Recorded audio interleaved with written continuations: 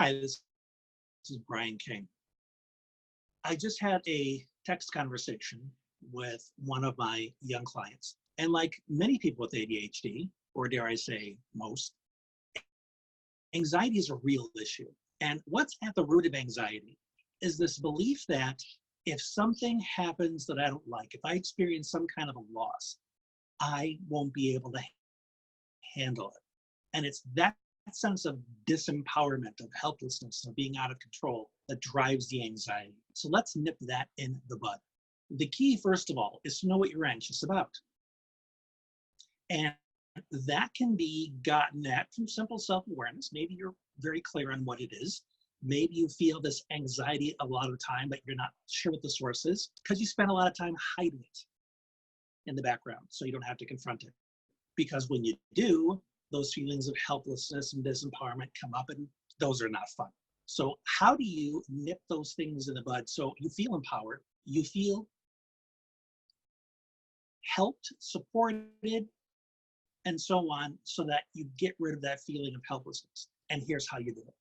Once you've identified the specific anxieties, you create a plan for eliminating any possibility of being helpless during those times. And this is how you do it.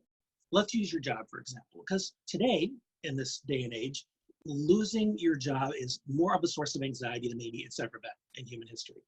So instead of thinking, man, I hope I don't lose my job, I really need these benefits, I won't be able to pay my bills, and perseverating on the what if, create a plan as best you can, of course. So it would sound something like this.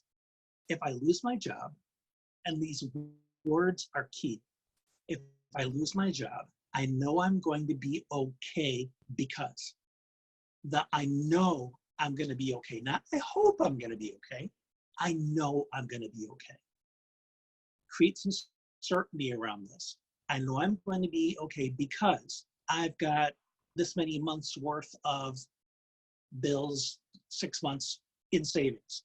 Well, if you don't have those, so the key here is to create a plan that empowers you and gives you the steps you need to be okay. So if you don't have those 6 months worth of savings, you need to start putting it away. If it's a matter of having specific people in your network that you know who might be hiring, who might know someone, who are those people? Reach out to them and make sure that those relationships are shored up and strong. So if you need to reach out to them, it doesn't feel random. It doesn't feel like, hey, he only comes to me when he needs something. Follow me? Don't have this list of emergency contacts that you don't take care of on a daily basis. Make sure those relationships are strong. So those are just a couple ideas. Maybe one of them is, hey, the first thing I'll do is I'll just take a day to let the news hit me, and then the next day I'll get to work. Or these are the certain people that I will call to process with and discuss my worries, and maybe I'll give myself this much time to cry, but then I get down to work. List as many things as you can, because the more ways that you have to make that fear of being unprepared unnecessary, the less of an impact it's going to have on you emotionally. Because yeah, it's going to stink really, really bad, but you're also not going to walk into it feeling like the rug was just pulled out from underneath you. Now, here's another example. Let's say you are concerned that a friend of yours is suddenly going to become mad at you. Now, this is more of a childhood issue. That a friend of yours is going to become really upset with you and decide to stop talking about you. Well, if you think, oh man, I really need this person in my life, I really, really like this friend, I really need this friend to like me, if this friend doesn't like me, oh my God, that's going to be terrible. Well, it's going to be terrible if you think you're not going to be okay.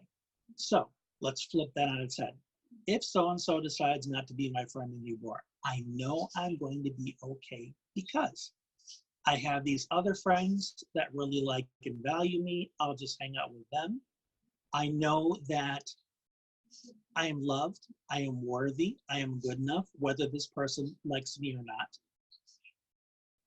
And whatever else you can come up with. The important thing is that when you start to feel anxious, You can look at this list of things that you've created and remind yourself, I'm going to be okay. I'm going to be just fine. And here are all the reasons why. So start experimenting with that and let me know what kind of results you get. And if you want to go deeper with it, just reach out to me and we'll discuss how to do that. But I hope this is a very helpful way to get you started. Thank you so much for watching. This has been Brian. We'll talk again soon.